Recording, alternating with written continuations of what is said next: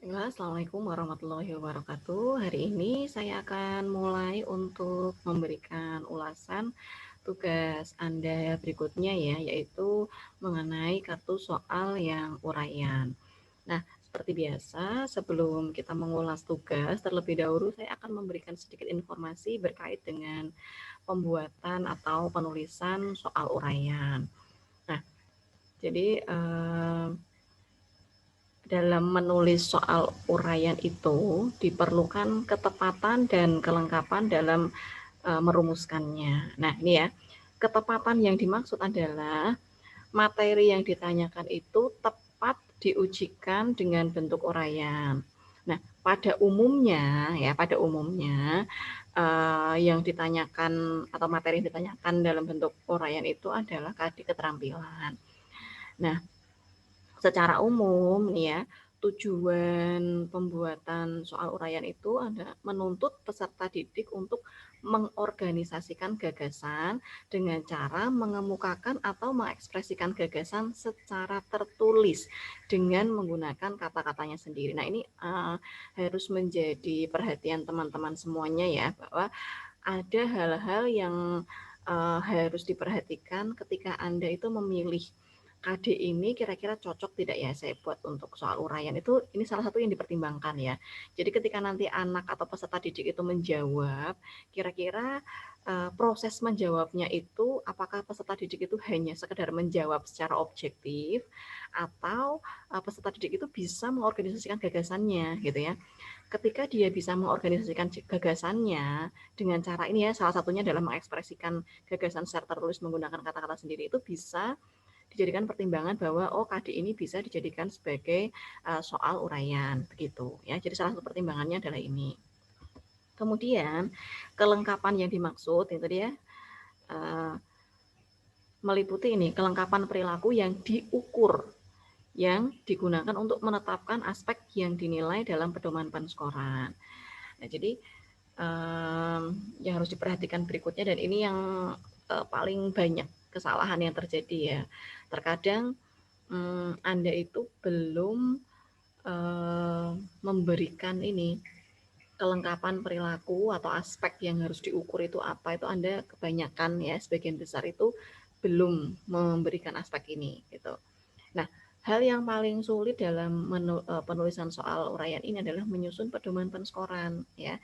Kesulitannya apa ya tadi, Anda belum bisa menentukan aspek yang dinilai itu apa, indikatornya jadi penilaian itu apa. Sebagian besar kesalahannya di sini ya. Nah, penulis soal itu harus dapat merumuskan setepat-tepatnya pedoman penskoran karena kelemahan bentuk soal uraian terletak pada tingkat subjektivitas penskoran gitu ya. Jadi terkadang kalau soal uraian itu penilaiannya semacam suka-suka guru begitu ya. Kalau panjang saya akan berikan skor yang bagus, banyak itu. Kalau misalnya yang uraiannya sedikit, berarti saya memberikan skor sedikit. Nah, kadang seperti itu. Padahal tidak boleh ya seperti itu. Nah, ini untuk mengurangi tingkat subjektivitas, maka Anda dalam menyusun pedoman penskoran itu harus dibuat seobjektif mungkin dengan memberikan indikator-indikator atau aspek-aspek yang harus diukur, yang bisa diukur seperti itu. Sehingga nanti ketika kartu soal Anda ini digunakan oleh orang lain seperti itu, korektornya pun juga memiliki sudut pandang yang sama begitu ya.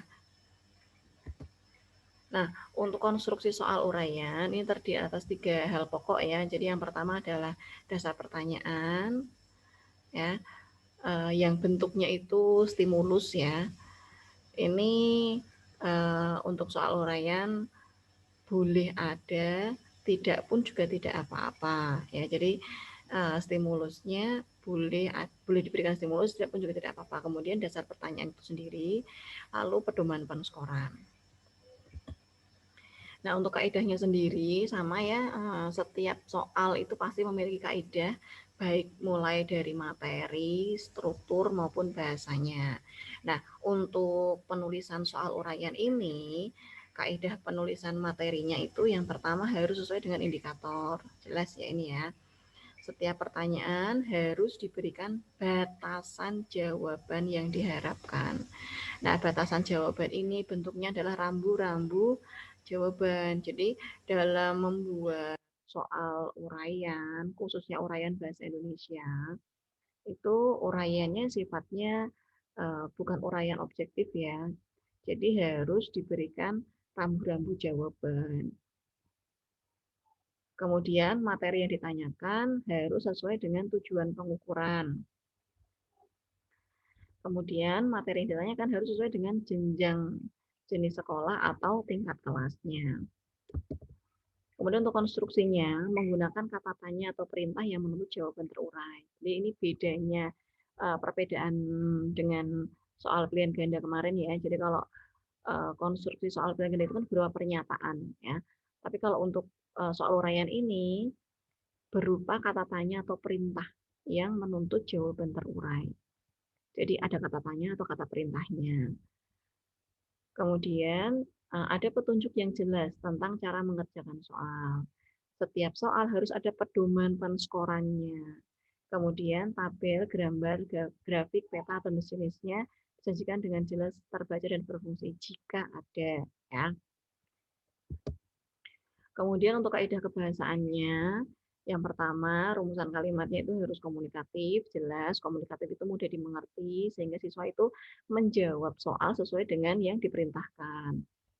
Menggunakan bahasa Indonesia yang baik dan benar, tidak menimbulkan penafsiran ganda, tidak menggunakan bahasa yang berlaku setempat atau tabu, tidak mengandung kata atau ungkapan yang menyinggung perasaan pemerhati. Ya, ini saya kira tidak ada masalah ya. Kemudian untuk ulasan tugas Anda, kesalahan yang sering muncul pertama ini ya, KD yang dipilih tidak sesuai dengan tujuan pembuatan soal uraian. Tadi sudah saya informasikan di awal ya bahwa soal uraian itu ya tujuannya adalah anak itu bisa mengorganisasikan jawaban dengan tadi ya mengungkapkan gagasan dengan kalimat sendiri kan seperti itu. Nah, jadi kalau misalnya KD yang dipilih tidak sesuai dengan tujuan tersebut, baiknya jangan dibuat soal. Cirinya apa? Yaitu soal itu soal uraian itu objektif dan tidak menuntut jawaban terurai. Gitu. Nah, ini contohnya ini ya. Misalnya tadi yang dipilih adalah 3.15. Menganalisis aspek makna dan kebahasaan dalam teks biografi. Nah, ini bentuk soalnya misalnya tentukan mana yang termasuk orientasi, komplikasi, dan reorientasi beserta unsur kebahasaan meliputi ini dalam biografi berikut gitu ya. Nah, kesalahannya apa? Kesalahannya ini ya menganalisis struktur. Kalau menganalisis struktur otomatis ini ya, misalnya yang termasuk orientasi paragraf 1 itu saja. Misalnya yang termasuk komplikasi paragraf 3, misalnya reorientasi paragraf 5 seperti itu. Itu kan anak tidak ada ini ya, tidak ada usaha untuk mengorganisasikan gagasan karena ini cirinya adalah ciri untuk soal pilihan ganda gitu. Jadi untuk yang KD-KD semacam ini jangan dibuat soal uraian gitu. Walaupun boleh ya dalam artian begini, soal uraian itu kan memang ada uraian objektif ya. Tapi uraian objektif itu tidak cocok untuk soal bahasa Indonesia ya. Kalau misalnya untuk pelajaran IPA misalnya apa ya misalnya ada ditunjukkan gambar kemudian sebutkan urutan sistem pencernaan kayak gitu kan 1, 2, 3 gitu kan bisa ya. Tapi kalau untuk uraian bahasa Indonesia yang menuntut tadi ya high order itu tidak bisa tidak sesuai dengan tujuan tadi ini ya. Nah, contoh yang lain ini misalnya pada KD 310 ya yang bunyinya menelaah teks eksplanasi berupa paparan kejadian suatu fenomena alam yang diperdengarkan atau dibaca. Nah, bentuk soalnya susun dan tulislah kalimat acak di atas agar menjadi teks eksplanasi yang utuh gitu. Walaupun teksnya atau apa stimulusnya panjang gitu ya. Maksudnya kan kalau panjang berarti tingkat kesulitannya lebih tinggi. Tapi kan ini hanya mengurutkan ya intinya kan anak tidak ada apa sih Tidak ada langkah untuk mengorganisasikan gagasan tadi, gitu. Jadi soal seperti ini juga, harap dihindari, begitu.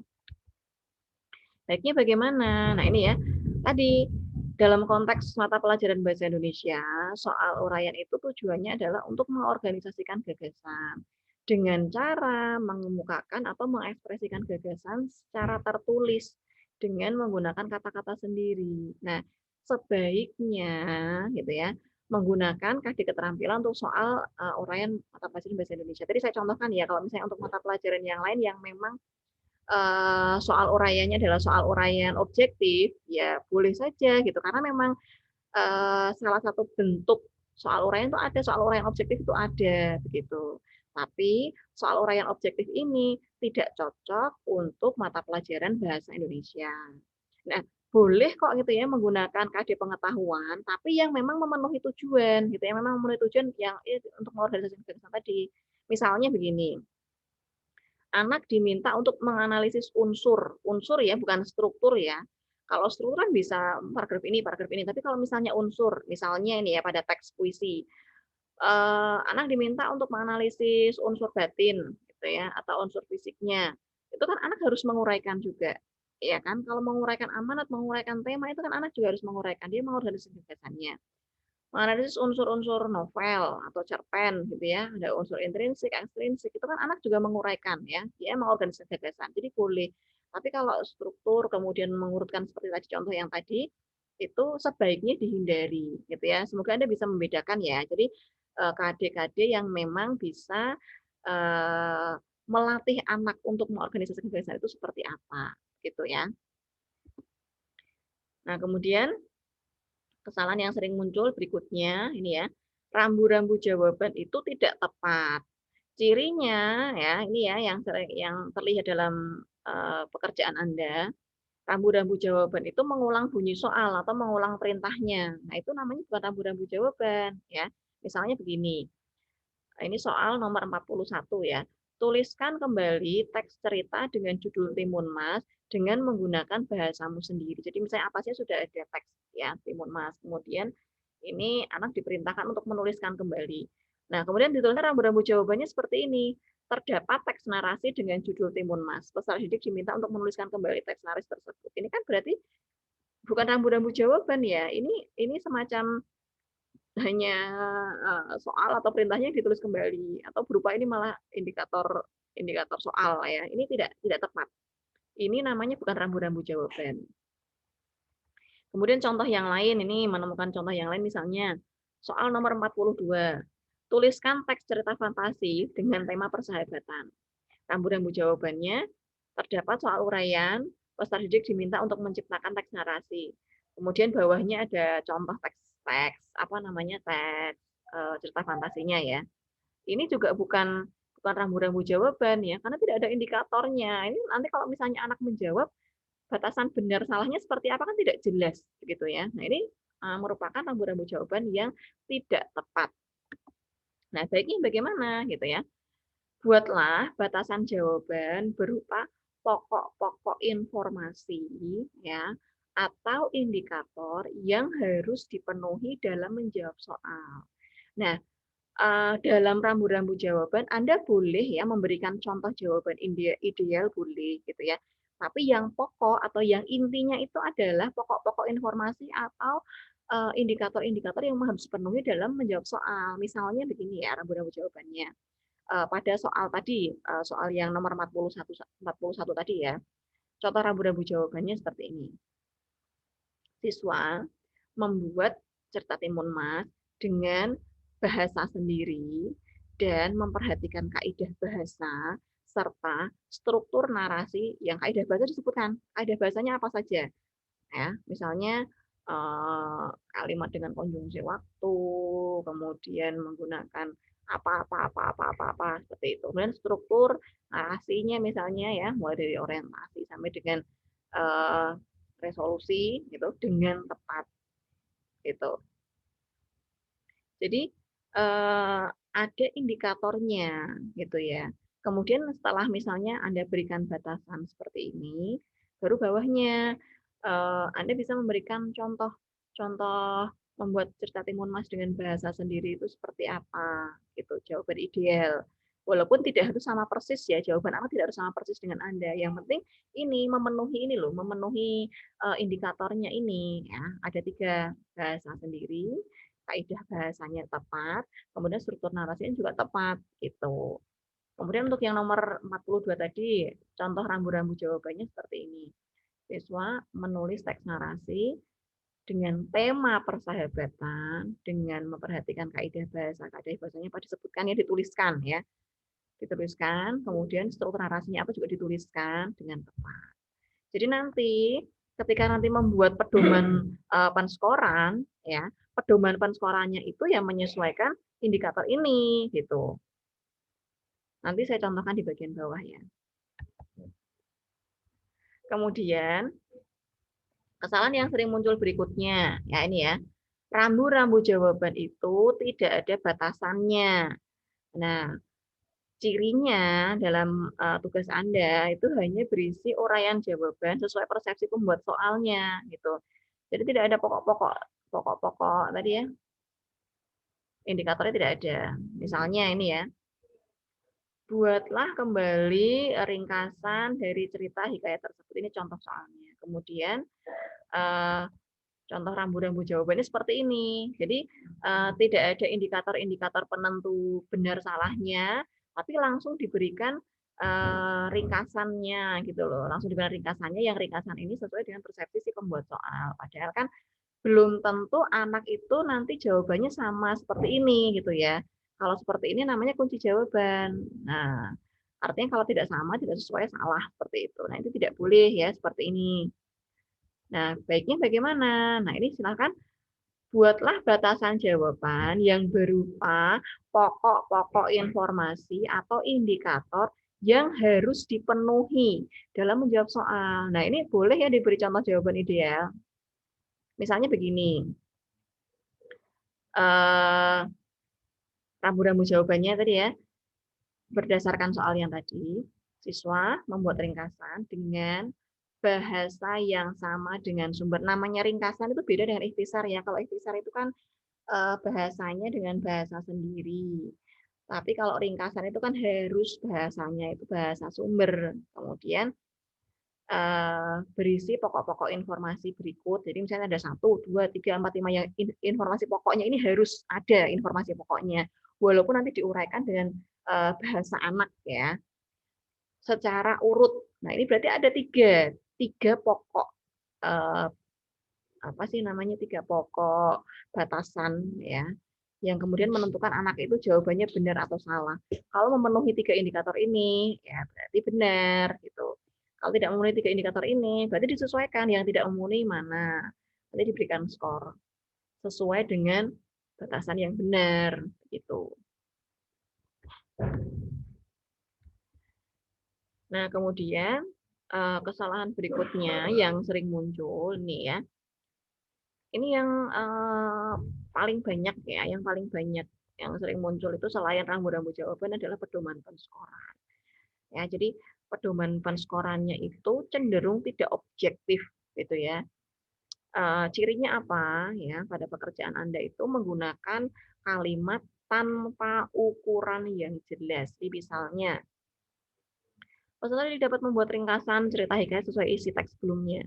Yang maksud ringkasan itu apa? Kan tidak jelas, ya. Kemudian peserta dapat membuat ringkasan tetapi isinya kurang sesuai. Dapat membuat ringkasan ceritanya kurang lengkap. Nah, yang disebut kurang sesuai dan kurang lengkap ini bedanya apa? Ini kan sangat subjektif ya. Ini seperti tidak bisa diukur gitu. Sehingga nanti kalau misalnya membuat apa sih namanya, penskoran ya, ketika mengoreksi itu nanti akan timbul subjektivitas seperti itu. Nah, baiknya bagaimana gitu ya. Jadi buatlah rambu-rambu jawab. Yang ini ada dua ya, jadi 2 langkah.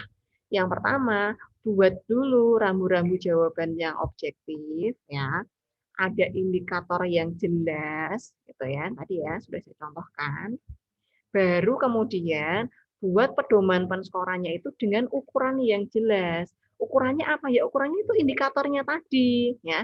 Sehingga ketika nanti orang lain itu memberikan penilaian, itu sama hasilnya gitu. Karena tidak ada subjektivitas, karena tadi indikatornya jelas, ukurannya jelas begitu.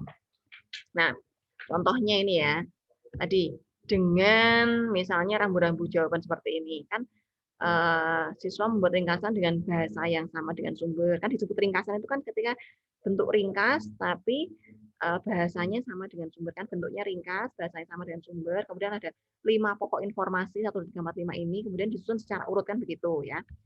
Berarti ada tiga hal tadi ya. Nah, kita buat 3 hal tadi. Peserta didik dapat membuat ringkasan ya, sesuai dengan urutan. Nah, ini ya ringkasan kan berarti tadi ya, ringkasannya itu bentuknya ringkas dengan menggunakan bahasa sumber, kemudian disusun dengan urut-urut ya, karena ringkasan itu kan harus urut. Nah, ya, harus urut, kemudian berisi 5 pokok ringkasan, 5 pokoknya itu ada, diberikan skor 5. Nah, misalnya kalau tidak memenuhi, ya buat kriteria yang tidak memenuhi contohnya seperti apa. Jadi misalnya nanti Anda buat gradasi nilai ya dari yang skor paling tinggi hingga skor paling rendah yang bisa diperoleh oleh anak.